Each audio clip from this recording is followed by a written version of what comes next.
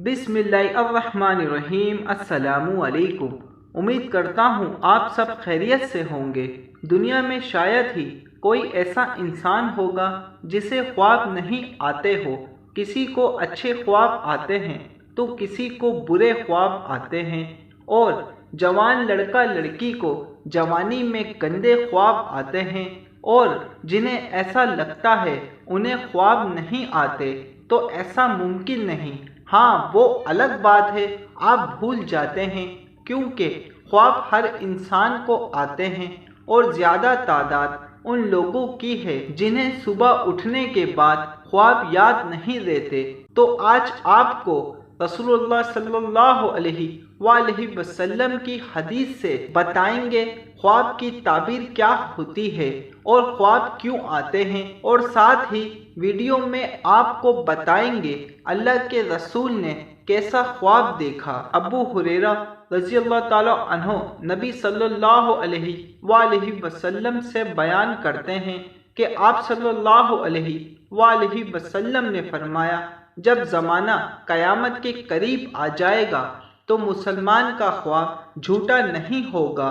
सबसे सच्चा ख्वाब उस शख्स का होगा जो सबसे ज़्यादा सच्चा होगा। मुसलमान का ख्वाब नबूवत के 40 हिस्सों में से एक हिस्सा है। फिर फरमाया, ख्वाब 3 किस्म के हैं। अच्छा ख्वाब अल्लाह की तरफ से खुशखबरी होती है, और एक ख्वाब शैतान की तरफ से इंसान को गुमराह करने वाले होते हैं, और तीसरा ख्वाब इंसान के जहन में समाये हुए ख्यालात होते हैं, वही ख्वाब बन जाते हैं। जब तुम में से कोई शख्स ऐसा ख्वाब देखे जो उसे नापसंद हो, यानी बुरा लगे, तो वो किसी भी शख्स को वो ख्वाब ना बताए और खड़े होकर नमाज पढ़े। फिर फरमाया, आप सल्लल्लाहु अलैहि वसल्लम ने नींद में ख्वाब में पाँव में जंजीर देखने को पसंद करता हूँ मैं, और गले में तोप देखने को नापसंद करता हूँ। नबी सल्लल्लाहु अलैहि वसल्लम ने फरमाया, रात ख्वाब में मैंने 2 आदमी देखे।